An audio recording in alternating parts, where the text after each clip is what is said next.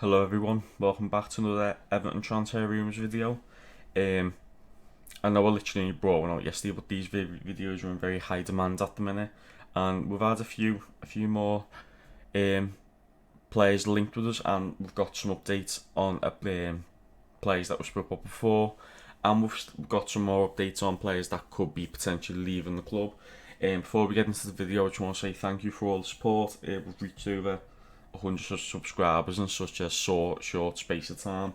So yeah, just want to say thanks for that, and we'll just get straight into the video. So the first player is Marcos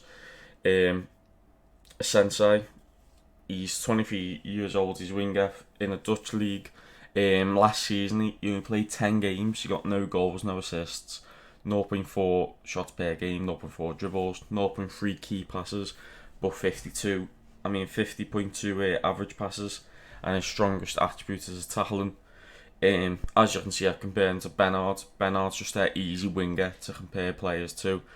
We all know how he plays, what he plays like, and if we compare players to Richarlison, I feel like it's a bit unfair because Richarlison's a very, very good player. So yeah, I just feel like Bernard's just a safe place to compare wingers to in our current squad. Bernard basically beats him on everything apart from average passes, and shots per game is like the same. So from Sensei, I feel like he's more. I've never seen him play, but just from his stats, I feel like he's more of a wing back. Like because he's got a high amount of average passes. His strongest attribute is his tackling, and with the lack of dribbling, lack of goals, lack of assists, lack of shots per game, I just feel like he doesn't really push forward that much. I feel like he's just more of a wing back who'll just get the ball and sort of play it around. That's why he's got high average passing. But yeah, I don't really want him. He doesn't look good enough for Everton in my opinion, and I've seen West Ham are linked with him as well. So we'll let David Moyes have that one. Yeah, we'll go on to our next player. It's Lozano. Okay, and the age is wrong. I don't know why that didn't change. Yeah, he's not 35. I think he's like about 22, around that age. So last season he didn't do as well as what obviously people expected him to do. He's 25, Lozano. He only got 2 goals, no assists. He did have 1.7 shots per game, 0.9 dribbles per game, 0.6 key passes, and 13.3 average passes. He's got a good few strong attributes, which is heading, finishing, and crossing. Compared to Bernard, Bernard looked like a better winger, attacking wise, apart from the shots per game. But Lozano, he's got a lot of potential. He's done brilliant in the Dutch league. And Marcel Brands bought him when Brands was at PSV, and then when Ancelotti was at Napoli, Ancelotti bought him from PSV. So realistically, I've got a feeling that we might get him because the two people in charge at the minute both had him at their clubs at different times. And at PSV, he played 60 games overall and scored 34 games. So he is a very exciting player. He's very, very powerful on the floor, on the ball. He bursts with the ball. So I would genuinely like him at the club. I think he would be exciting to watch and could potentially bring a lot more of a goal threat to the team. So yeah, Lozano, I wouldn't mind having him. Yeah, we'll get into the next player. Jesus Corona from Porto. He's 27 years of age. He started last season. He took part in 17 games. No goals. He got 1 assist. 0.9 shots per game. 4.1 dribbles. 1.7 key passes. 45.9 average passes. And his stronger attributes are his passing, key passes, crossing, and dribbling.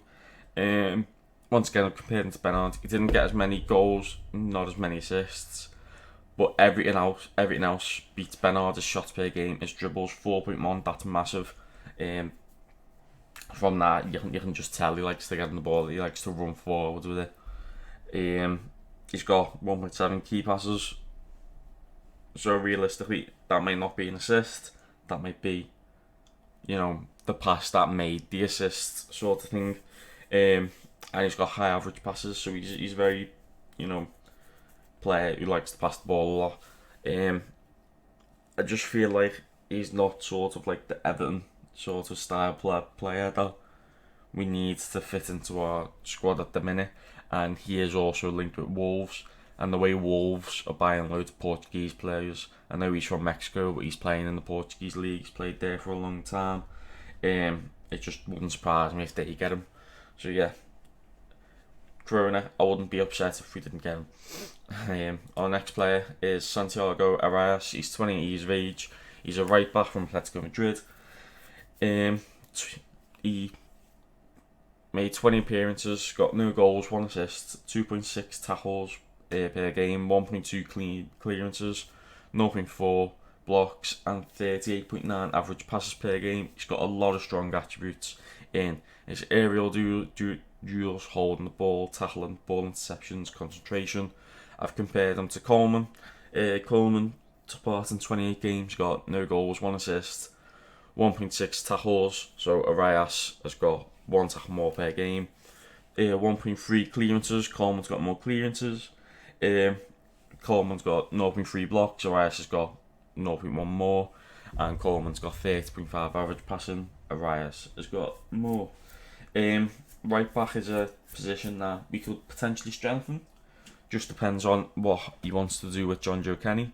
In my opinion, I don't think we need a right back. I think we should let Kenny have a go. If Kenny's not good, you've always got Coleman, a very reliable right back, and then that could get you to January where you could go and buy a right back if you need one, or it could do you for the end of the season so you're not overpaying for one. But Arias, I can understand why we want a new right back, but I just don't think he's essential for the squad at the minute. But he does look like a good right back, to be fair. So, updates on previous transfers. Wilfried Zaha, his stats are there. I've spoken about him before. He's a massive player for Crystal Palace, a good player in the Premier League. We've all seen him. Everyone hates playing against Crystal Palace because of him. Apparently, as of yesterday, Everton were ready to launch a bid for Zaha. Apparently, Zaha has asked to leave Crystal Palace, and he apparently wants to play in Ancelotti. This will be a big signing for us.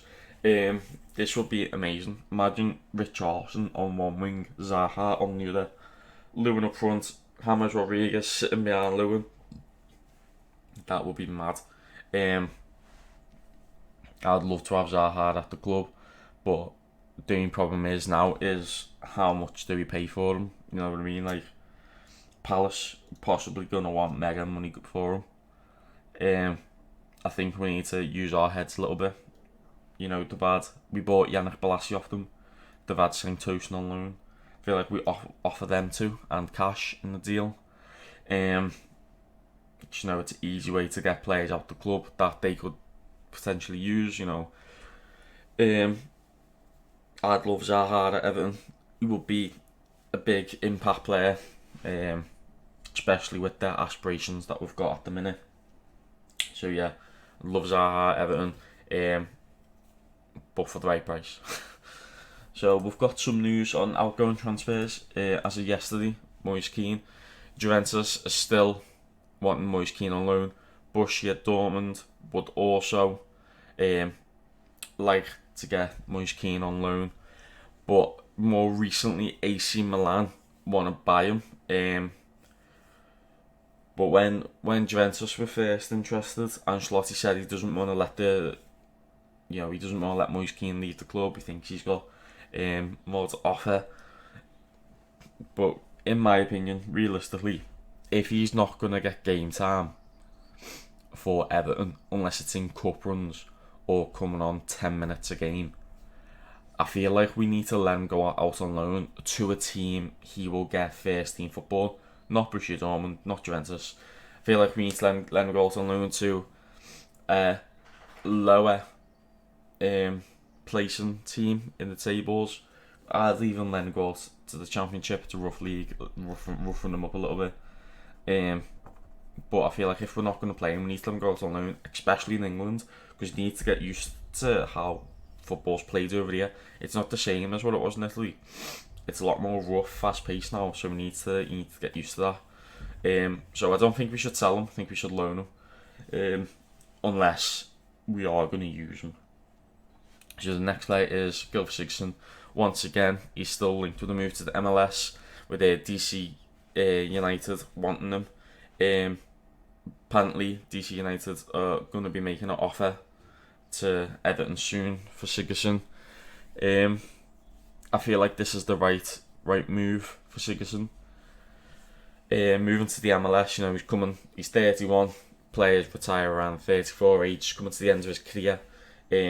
MLS league, it's not as fast paced. He can, Rooney went over there, done brilliant, and Rooney's not fast at all anymore. He's got good passion like Sigurdsson, so I feel like it's a good league for him to possibly see out the rest of his career. And realistically, he's not going to get a look in at the Everton squad now with all the new signings that we've made in midfield. It's just dead wood at the club. It's just another wage bill that we just don't need. So I'm thankful for everything he's done for his Sigurdsson, but it's time for him to move on, in my opinion. So that's it for the video. If you liked the video, just leave a like. If you have liked a few videos, consider subscribing.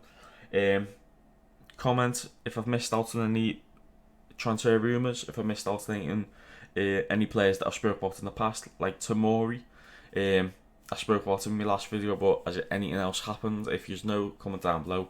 And if you know more about the players that could be leaving the club, also comment them down below. Thanks for watching, and I hope you enjoy the rest of your day.